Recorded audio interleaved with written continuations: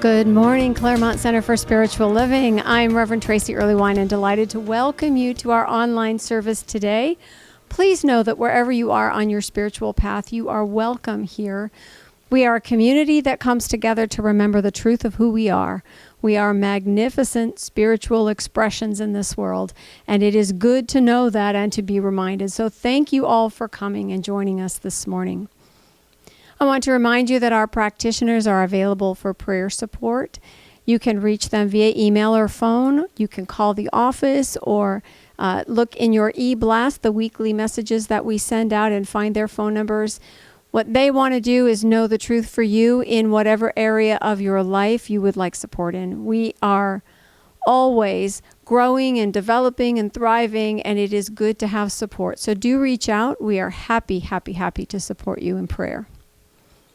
Now we're going to do things a little bit differently this morning. So I'm going to start with invitations, ways in which you can stay connected throughout the week with our community.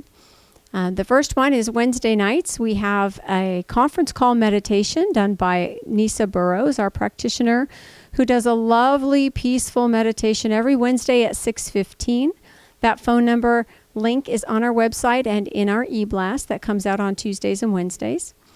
And then after that, on Wednesday nights at 7 p.m., we have our Gateway service. And the Gateway service is our Wednesday night service, which includes a talk or a video and a conversation. So this is a way for you to take the spiritual ideas that we teach and talk about all the time and apply them to your own life. And it's a great way to stay in touch with your friends from the center because you can actually see everyone on Zoom, which is how we do the Gateway service. Again, those links are going to be in your e-blast and also on the website. But think about joining us on a Wednesday just for conversation, just for connection, just as a way to remember that you are spiritual even in the middle of the week. This is a good thing. We also have one more connection on Thursday nights, and that is a Zoom call, our happy hour evening, which is really just friends getting together and talking and catching up and playing, answering questions, whatever comes up. It's a free-for-all on Thursdays from 7 to 8. Do join us for that if you're looking for a little company on a Thursday night. We'll be there. All right. Our Cozy Couch Concert series continue on Facebook Live. You can get the schedule from the Centers for Spiritual Living Facebook page or website, and we will also share them with you on our website once we have them. April's isn't published yet, but it will be out shortly, so do watch for those. And I want to thank you for continuing to support our community. Your contributions are keeping us in business and allowing us to be ready to come back together when the time comes. You can use the PayPal link that is below the service window on our website. You can donate online on our website from the bookstore page, and you can also send us a check. Any or all of those things help us to continue to serve you and allow us to get ready to open the doors just as soon as we're able. So thank you all for your support. Now today we have two great practitioners. We're welcoming Ray Bunch, practitioner from Living Beyond Limits, and sound engineer extraordinaire who's been helping us put this together online for the last several weeks. He'll be doing our opening invocation, and he'll be followed by Pat Richards from Harmony Center in Whittier, who will be doing our reading. Now afterwards, I'm going to be joined by my best friend, Reverend Jennifer Spear from Living Beyond Limits, and we're going to have a fireside chat answering questions about science of mind. So join us for that right after we get centered.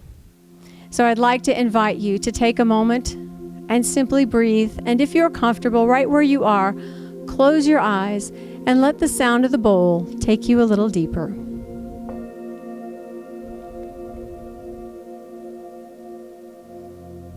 Allow that sound to simply resonate with your heart space, that place where we remember who and what we are.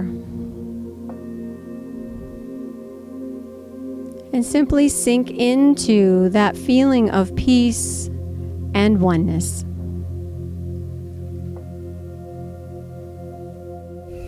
So just continuing to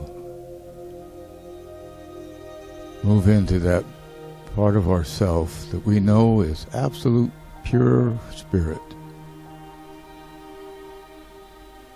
That is the allness.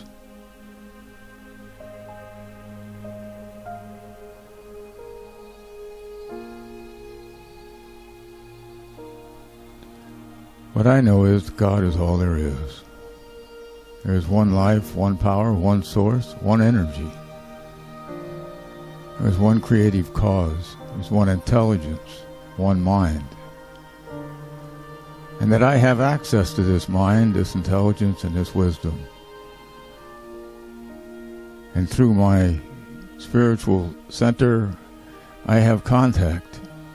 Even though this God is always all around me, through me, and even expressing as me. My place of contact is right here. When I stop, slow down, turn within, and allow my senses to open up and feel and become aware of this magnificence, energy, source, and unconditional love.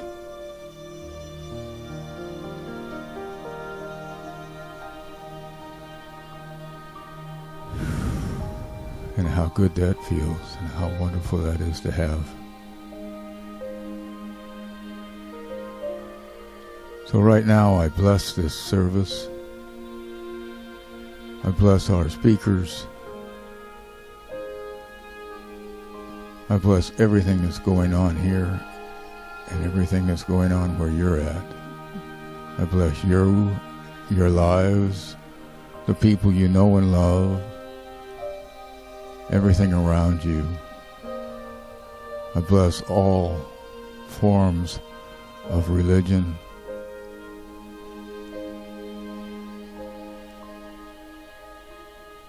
And I feel so blessed just to be able to be here, to acknowledge this, and to remember how divine life is and how wonderful things are, and to move forward with absolute faith that everything works out for the best, eventually. So I declare that, and I recognize it, and I let it go. And I know that it's so, and so it is. Thank you. And now, here's Pat. Good morning. My reading today is from the Joyous Abundant Journal, January 4th. It's called We Are Bigger on the Inside. Science shows us that our bodies are actually more space than anything else.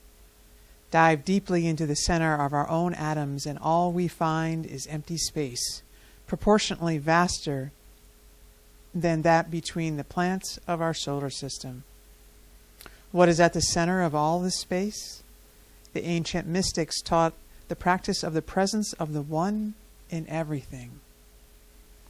The early Christian theologians knew that God is a circle whose center is everywhere and whose circumference is nowhere. This becomes the intuitive realization of the omnipresence of the infinite reality right where we are. When you take that centering breath and go within to the sanctuary at the core of your being, there you find infinity. There you find the presence of the infinite One. We are bigger on the inside than we are on the outside. So it is.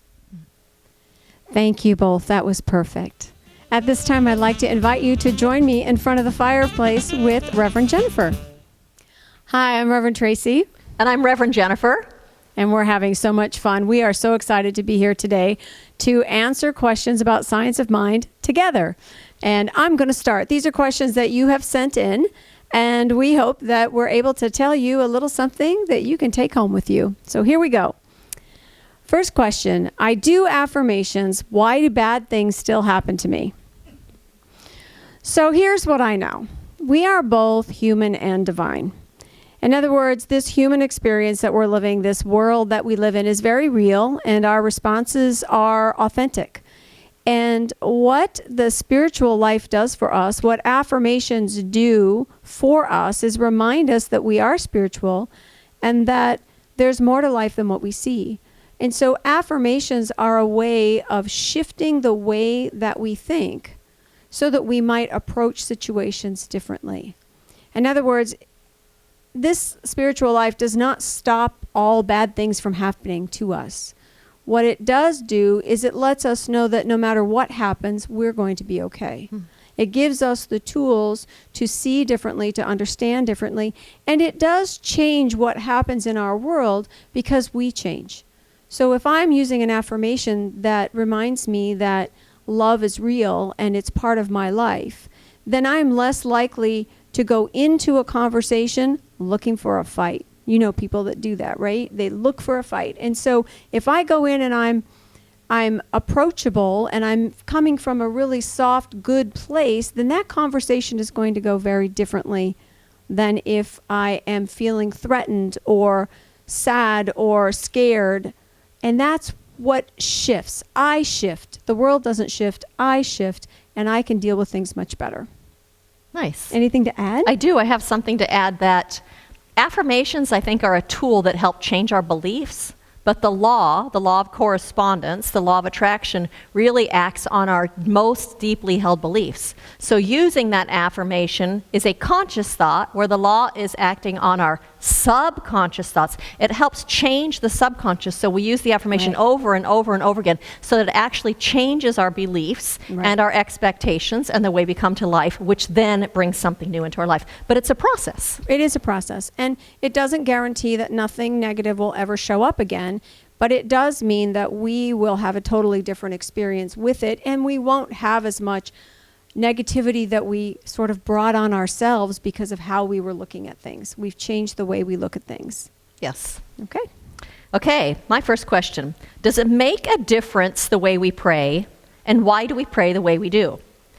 Well, I would actually start by saying, there's lots of different ways that people pray. There's prayer of communions, and there's prayers of thanksgiving. There's prayers of repentance and asking for forgiveness. There is contemplative prayer. We're just contemplating with the nature of God. And then there's prayers where we are asking for a favor. And I think that's really the way that most of us grew up, is those were the prayers we learned how to do, is to ask God for a favor, to do something for us. But what that does is it sets us up to believe that God gives to some and withholds from others, and that a lot of that giving or withholding is dependent on our deservability or how good we've been or if we have the approval of God. So it sets us up to maybe not believe that we're going to get what we want. Because really, the reason that prayer works is because it moves us from a place of unbelief to a place of belief. It moves us from a place of doubt or fear to a place of openness and a place of acceptance and a place of expectancy. And so spiritual mind treatment or affirmative prayer is the form of prayer that we teach and that we use at Centers for Spiritual Living, because it's a tool that actually allows us to convince ourselves that that thing that we are wanting to have in life is already available as part of the allness of God. And since in prayer we are convincing ourselves that God is everywhere present at the center of our lives, and that we are a part of God, and that God is really the fullness and wholeness of what we are, then that thing that we're desiring must already be present and available there. And so that causes us to then change our beliefs so that we are actually having the felt experience and the felt emotions of already having the thing that we desire. That's the place that affirmative prayer takes us to.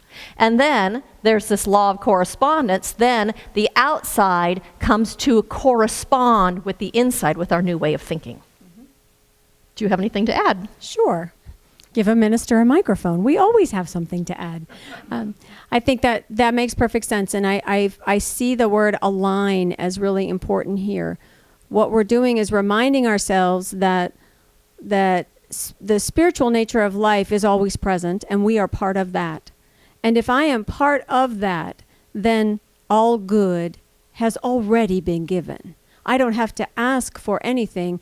I simply need to bring my thinking into alignment with what is already true. And so when my world doesn't look the way I want it to, and I do a spiritual mind treatment and affirm that I am part of this life that is good, that is for me, that is an expression of my best self, then it's easier for me to see myself receiving what I desire, because I believe that what I desire, the things of the heart, are also of spirit. They're there because it's my gift, or it's my thing to do, or it's why I'm here in the world. We all have our place in the cosmos. And so I'm aligning with my place in the cosmos, therefore all things are given. I don't need to ask. It's already there. So thank you. Love it. All right.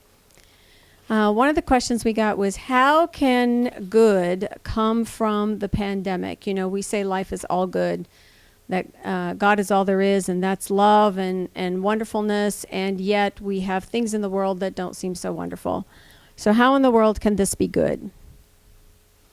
Well, as Mr. Rogers says, first you look for the helpers, right?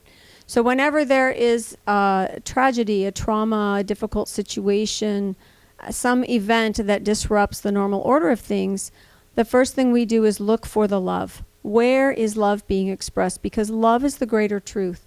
So there is good in the world no matter what is going on. It's kind of like there is a sky no matter what the weather is. So when we look at that, we can say that this situation that we find ourselves in is calling us forward into a new kind of creativity. And it's very tangible, all right, this creativity that's coming up. For example, there are people using their 3D printers to print safety equipment for frontline workers. That wasn't something we were necessarily doing 6 months ago, but we are now because the need is there. 11-year-olds doing that. 11-year-olds doing it. Yes, yes. And that's my next one. There are neighborly resources. In other words, people are getting help from others that they may not have even known before, or didn't have reason to look out for, or they're just somebody next door, and like Jennifer says, it's the little kids that are going, I can make lunch for somebody, and that's what's happening. The other thing I see is that look at the technology that we're using to stay connected. Mm-hmm. Now, a lot of times we would use technology and it would put distance between us. We'd be looking at our phones instead of looking at our friends, right? But now we're able to use this technology to stay in contact with each other, to see each other, to say hello, to remind ourselves that we belong to a bigger community. And what I see in the future is that this technology will continue to be refined and enhanced, and we will find new ways to use it that will be to all of our benefit, rather than to be the cause of some kind of disconnect. So there's good that comes in all shapes and forms. I think this pandemic has shown where the gaps are in our social system. If you don't know something isn't working, it's really hard to fix, right? So there are solutions, there are ways forward, there are healings that can happen in the system of society that we live in. And we're seeing that happen all over the world. I think too, for me personally, this has caused me to clarify my own values. What's really important to me?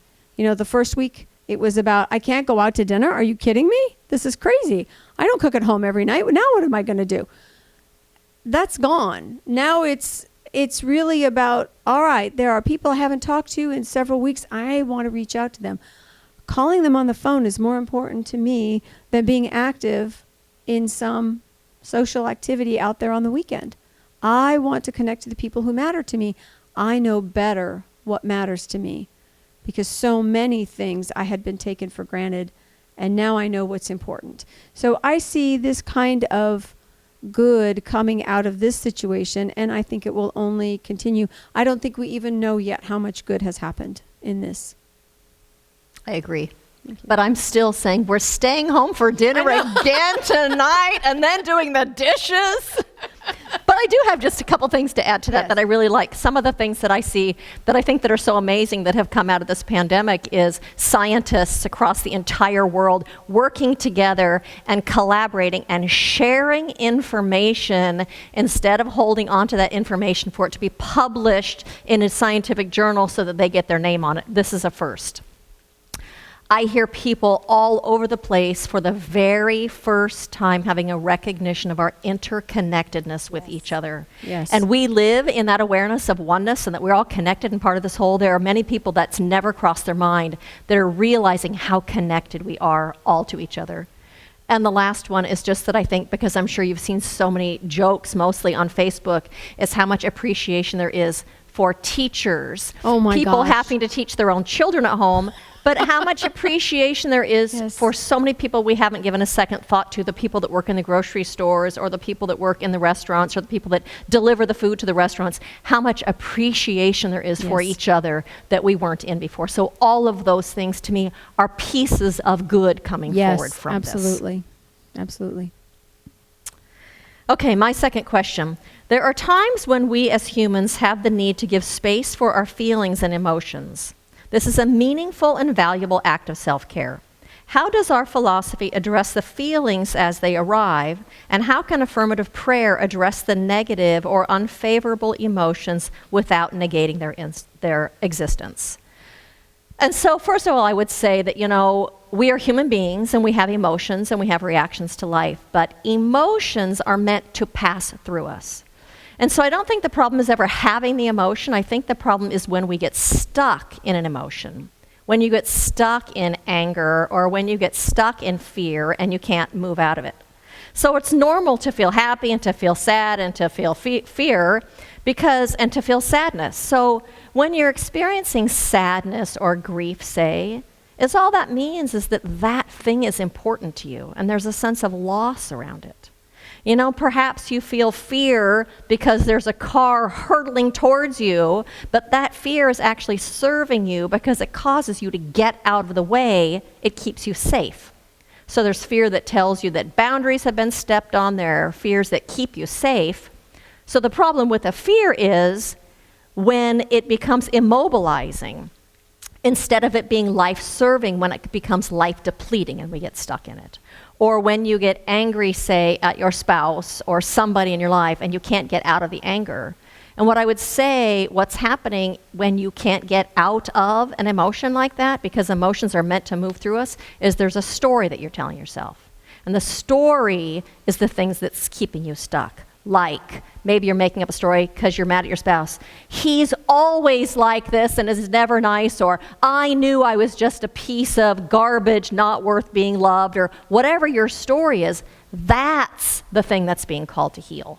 And so that's where spiritual mind treatment comes in, because it helps us change the belief that's underneath that story that we're telling ourselves. So it's calling for us to dig around a little bit and to see what the story is and what the belief is that's holding that in place underneath it. And so say that you've lost your job and you feel sad about it. I would look at that belief, and I would also do an affirmative prayer, knowing that you are being led and that you are being guided to the absolute perfect job where you get to express all of your gifts and talents and where you're appreciated and fits like a glove. Or if you are feeling lost from a relationship, to do affirmative prayer to remind yourself that life is always for you, whatever kind of loss is going on. Therefore, that particular loss somehow, some way is for you also, because life is always for us and always unfolding us to discover more and more of who we are. I think yes, and yes. And I would add that I see emotions a lot of times as signposts. They are telling us something about ourselves, showing us where healing can happen. They're showing us what's important to us, like you said.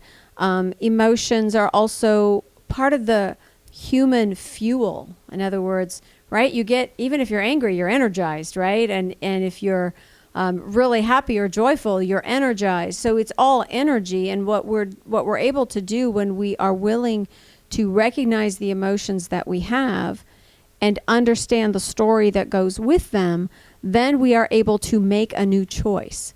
And it is in making those new choices that even our emotional landscape begins to shift. We're able to recognize that something scares us, maybe left over from our childhood, that is no longer scary to us as an adult.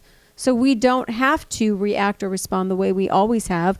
We can make a new choice. So I see them as signposts. I see them as little flags on the side that tell us that we're close to something important. Let's take a look. I have a story that I have to share because I think it's such a crack up. I had a client years ago who really wanted to take a cross-country trip, and she told me that she was too afraid to take the trip. And so my thinking is, are you afraid of being alone for so long? Are you afraid you're going to get lost? You won't know where you're going? Afraid of bandits? I mean, what are you afraid of? She was afraid that she would run out of gas. Because when she was a kid, her dad let them run out of gas numerous times.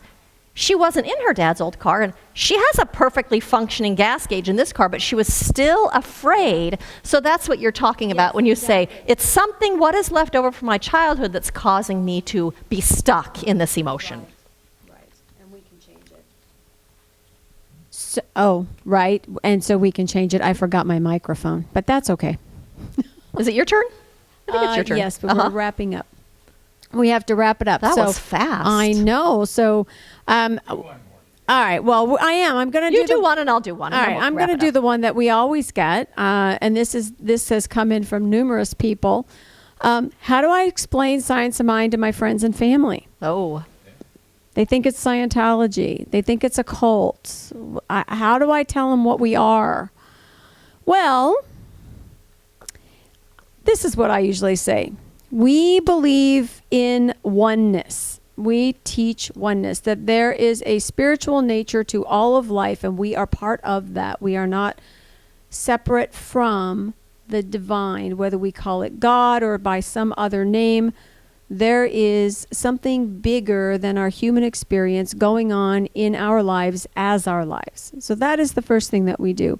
That power, that spiritual power, we might call it the power of spirit or God, lives within me. So all that I am comes from and through me as that spiritual nature. That energy of life that I am, so are you.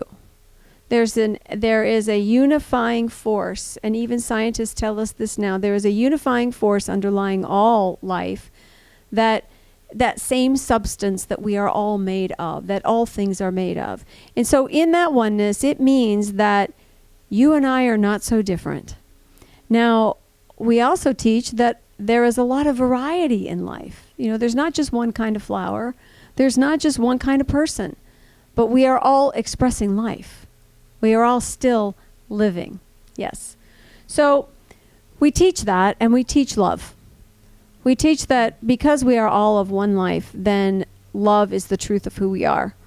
And if you want an explanation that came from our teaching specifically, we are a compilation of the laws of science, the opinions of philosophy, and the revelations of religion. In other words, all of the great thinkers through the ages have agreed on certain kinds of truth, and it resonates with us because we believe that those things are true and that they are true for everyone. So the love that we are is true in the world. What would you add to that? Nice. I think it's perfect.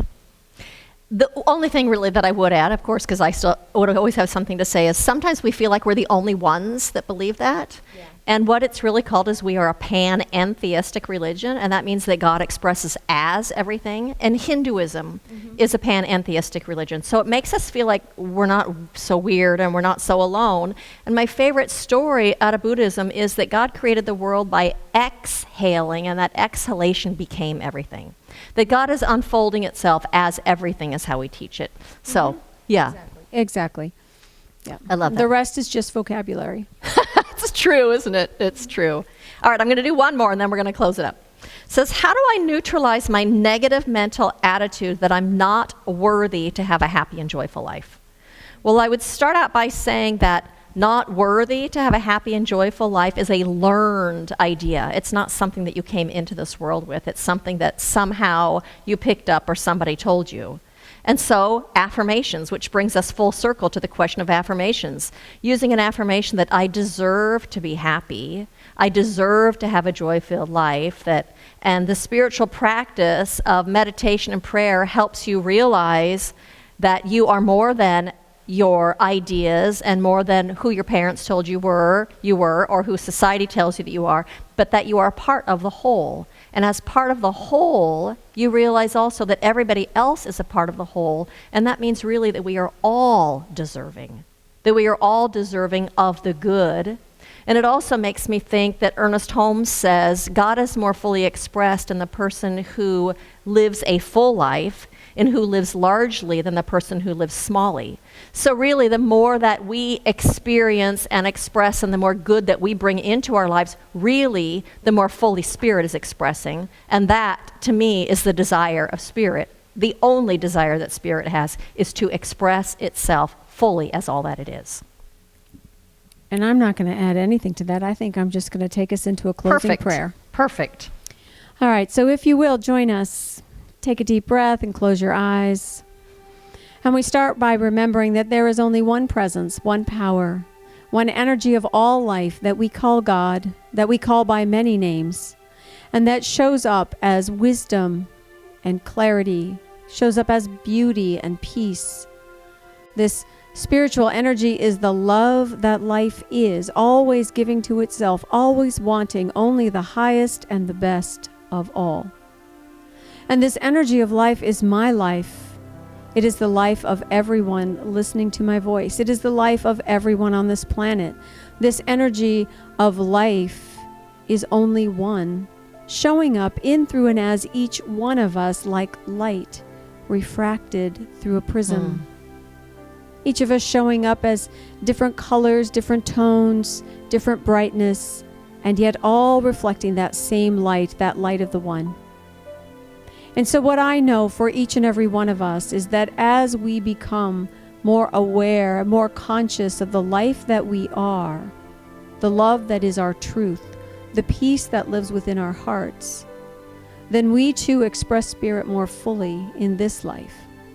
That the human part of us who lives and breathes and moves and relates and laughs and cries is always at the breath of Spirit, always expressing the spiritual nature that is underneath and through all things. For we are truly that energy of life-giving joy, of peaceful understanding, that place in us that has not been touched by the world, that knows that we are magnificent spiritual beings. This too is our truth. And I speak my word that the circumstances we experience are recognized for what they are, effects only. They have no power in themselves. There is no power in the story except the power of my own words. And my word claims good. My word sees beauty. I choose to live from love in all that I do. And as I can do that, so everyone can. And in this viewpoint from the mountaintop of love, all things are good, all things are possible, and all healing is happening even as we speak. And I simply pass my word to Reverend Jennifer. And how good it is just to revel in these words of truth. For I know that there is something within us that knows this truth. For this is the place from whence we have come. And it is that presence and that power that we are living our lives in, that is living itself in and through and as each one of us. What a blessing it is to be here living this human life on earth, here sharing our love, sharing our generosity and our kindness and our care, walking this path of self-discovery, discovering who and what we truly are, and bringing that into this world as a bright light that stirs and touches and uplifts all of those people that are in our lives. And so today I know that absolutely a blessing is being poured out into the life of each and every single one of us. And that we walk this path as that bright light of God, being a blessing. And so it is with a heart filled with gratitude that I release this prayer into the creative law of the universe, knowing that it is unfolding itself now simply because we have said yes. And so I claim this, and I know this, I accept this, and I anticipate its unfolding. And I say thank you, God, for all of this. And so it is. And so it is. Nice. And so thank you so much for joining us here online. It was so much fun to do this together and to be with you here. And so, yes, it was fun. And, you know, I'm sure you have more questions. If you would like us to do this again, by all means, let us know. Living Beyond Limits, nice to see you, all my friends. And Claremont, I hope you enjoyed meeting Reverend Jennifer. We look forward to doing something like this again in the future. Thank you so much. And lots of love to all of you. Yes. Blessings to you this week. Blessings. Bye-bye.